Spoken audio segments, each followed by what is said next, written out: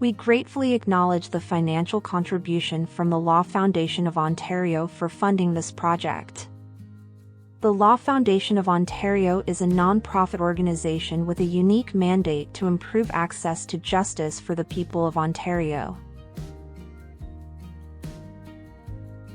Wills and estates. A will is a written document that sets out your wishes and instructions in regards to your estate after death. It has formal requirements by law. It must be in writing, you must have mental capacity to do it, and must generally be at least 18 years of age. Some people may ask, what do I have to leave others? This is called your estate. Your estate includes everything you own, your house or land that you own, money, anything in your name, including money in bank accounts. If you do not have a will, status Indians who ordinarily reside on reserve have different rules than non-status Indian people. If you are ordinarily residing off reserve, provincial laws would apply to your situation except for land rules. Land rules will apply to on-reserve situations. The following information will focus on the on-reserve wills and estate situations. For individuals who reside on reserve and do not have a will, the Indian Act sets out a default distribution of an estate if a status Indian who ordinarily lives on reserve dies without a will. For instance, if the value of the estate does not exceed $75,000, the estate goes to the surviving spouse, either married or common law, for a minimum of 1 year.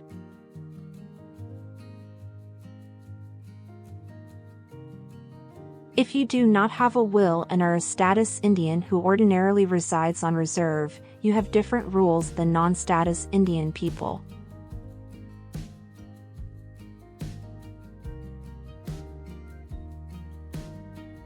If the estate is worth more than $75,000 and the deceased has no children, the surviving spouse gets all of the estate. If there is one child, the child gets 1/2 of the remainder over $75,000. If there is more than one child, then 1/3 of the remainder over $75,000 goes to the spouse and the remainder goes to the children.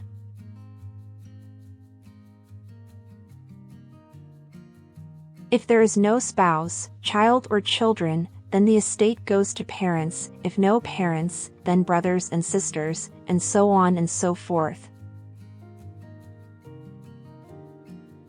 A person, such as a family member, would apply to be estate trustee without a will to Indigenous Service Canada, who would then appoint someone to ensure these provisions of the Indian Act are carried out.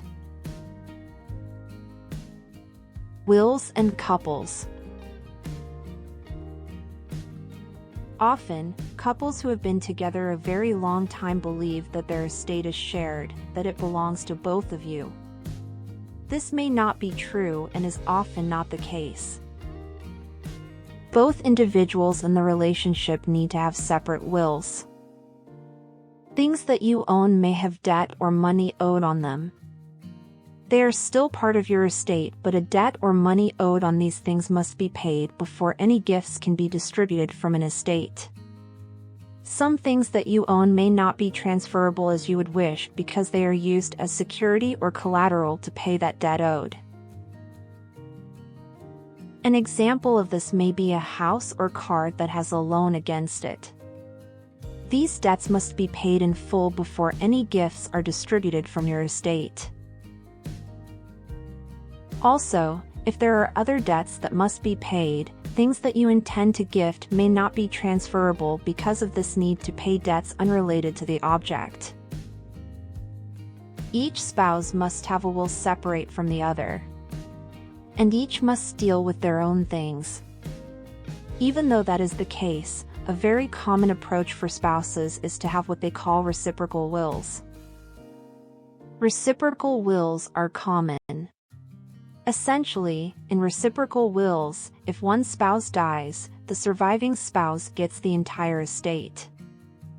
If they pass on at the same time, or within a short period of time apart, everything can be divided equally amongst the children.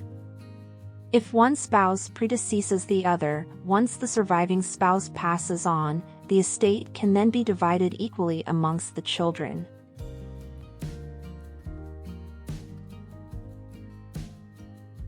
This is a very common and smart approach as it ensures that the surviving spouse can carry on with life and minimize the change as best as possible under the circumstances. You must also consider your legal obligations to a spouse,